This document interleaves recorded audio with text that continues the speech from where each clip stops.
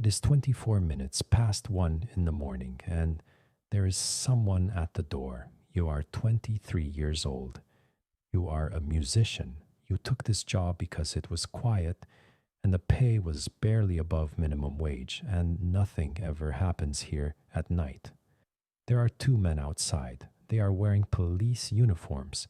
They say there has been a disturbance. You have one rule. One, never open the door after hours. You open the door. 81 minutes from now, 13 works of art will be gone. $500 million, the single largest property theft in the history of the United States. And for the next 34 years, until the day you die, nobody is ever going to fully believe you. Start earlier. Start with the fire. You are on patrol. Flashlight, walkie-talkie, empty rooms. It is St. Patrick's Day in Boston, and the city outside is drunk and loud and not thinking about you at all. And then the fire alarms go off. Not one, several. In different rooms. You walk the museum. You look for smoke. There is no smoke. There is no fire. There is nothing. So you go back to the panel, and the panel is still insisting that the building is burning, and you do the thing that any tired 23-year-old would do at 1 in the morning. You switch it off. Then, before you finish your rounds, you stop at the side entrance. You open the door. You look out. You close it again. You do not tell your partner. You do not write it down. Later, you will say you were just checking that it was locked. Nobody has ever been able to explain that door. Now the buzzer. 2 men, one tall, one short. Boston police, they say. The tall one has a mustache, and even in the dark, even half asleep, you notice something about it. It doesn't look right. It looks like something a person put on. You let them into the foyer anyway. The short one looks at you and says, "You seem familiar." He thinks there might be a warrant out for your arrest. He asks you to step out from behind the desk so he can check your ID. And you do. Understand what just happened. That desk has the only panic button in the entire building. One button. One direct line to the Boston Police Department. And with a single sentence, a man in a costume has just talked you away from it. You will never touch it. He puts you against the wall. Handcuffs.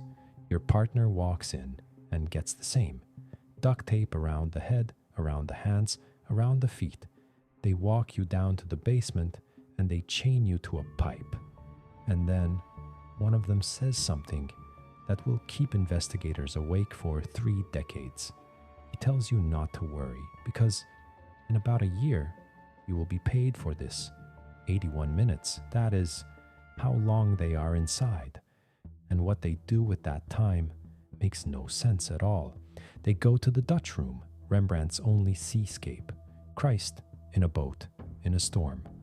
They do not lift it off the wall. They cut it out.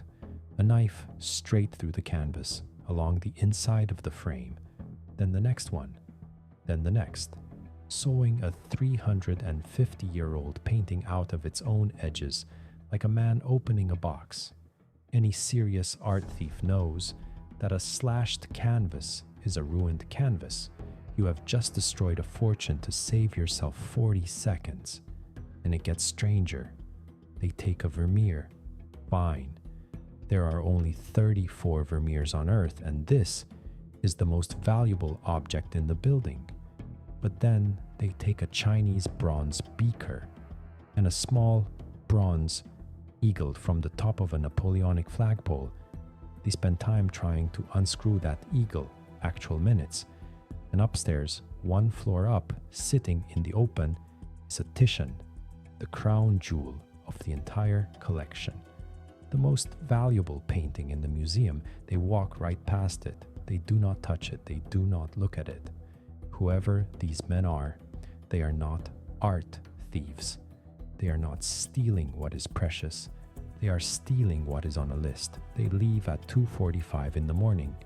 They make 2 trips to the car, and they take the security videotape with them. which means on paper there is no record of what happened inside that building, except that isn't quite true, because the gardener did not just have cameras, it had motion detectors, and the motion detectors did not record to a tape. They printed to paper, to a machine the thieves never found. Every footstep, every room, every minute of that night punched onto a roll of paper in a back office. And when the FBI unrolled it, they found something that should not exist. 13 works were stolen that night. One of them, a small Manet, came out of a room called the Blue Room. The thieves never went in the Blue Room. The paper says so. Their footsteps are all over the rest of the museum, by room, minute by minute. In the Blue Room, nothing.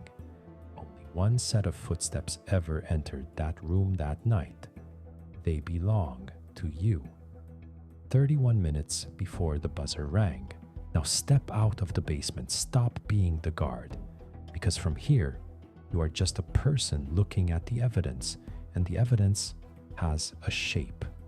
The fire alarms that went off with no fire. The panel switched off. The side door opened and quietly shut. The footsteps in an empty room. The man talked away from the only panic button in the building by a stranger who somehow knew exactly where it was.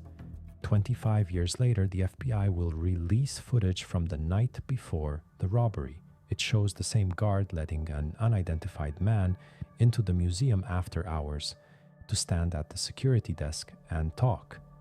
He said he couldn't remember it. He said he didn't know the man. Other guards recognized him immediately. It was the museum's own deputy head of security. None of this is proof. It has never been proof. A jury never saw any of it because nobody was ever charged with anything. His name was Rick Abath, and he denied it for 34 years. Every interview, every polygraph, every knock on the door. He once told a reporter what a federal investigator had said to him years after the heist, that they had never managed to rule him out. He died in February of 2024 at 57 in a quiet house in Vermont. He never confessed. He never cleared his name. He never told anyone where the paintings went. So, where did they go? The FBI says it knows who did it. It has said so publicly since 2013, and then declined to say the names. Last year, the agent who ran the case for more than 20 years finally wrote them down. Not masterminds, not international collectors, a crew of Boston mob associates out of Dorchester, men who stole cars and beat people up and took a job they did not remotely understand. One of them was named Bobby Donati. He had walked through that museum years earlier scouting it and told a friend that if he ever did it, he'd take the little Napoleonic eagle as a signature, a calling card. They took the eagle. Donati was found in 1991, stabbed, in the trunk of a car, his house torn apart. The man who owned the getaway car died that same year. The last living person of interest died in 2021. Every single one of them is gone. The art has been tracked. Informants placed it in Connecticut, then Philadelphia. One man described it being driven around in the back of a poultry truck, packed in boxes. The FBI kicked in the doors, dug up the properties, found nothing. Every time. And here is the last thing, the thing that makes this case so much sadder than a robbery. Those paintings cannot be sold, not for 500 million. Not for 500. There is no buyer on earth for the most recognizable stolen art in the world. Every dealer, every auction house, every police force on the planet has that list. The men who took them stole objects of extraordinary value and turned them, in the same instant, into objects worth nothing. The best guess is that they were kept as insurance, something to trade to a prosecutor if the wrong charge ever landed. That's happened before in Boston. Steal a Rembrandt, hold it, use it years later to buy a shorter sentence. But the men holding them died first, suddenly, violently, without telling anyone, which means 13 masterpieces are probably still sitting in an attic or a basement or a storage unit somewhere in the northeastern United States, and the people who own them have no idea what they are. Isabella Stewart Gardner left one instruction in her will: nothing in her museum was ever to be moved. So they didn't move anything. The frames are still on the wall. All of them, cut, empty, and lit, hanging exactly where they hung on the 17th of March, 1990. The reward is $10 million, full immunity, no questions asked. It has been 36 years. The frames are still empty. The museum is still open. The FBI is still listening. And somewhere out there, in a room that nobody has thought to look in, 13 paintings are still waiting for the moment when, at some hour nobody has picked yet, there is finally, once again, someone at the door.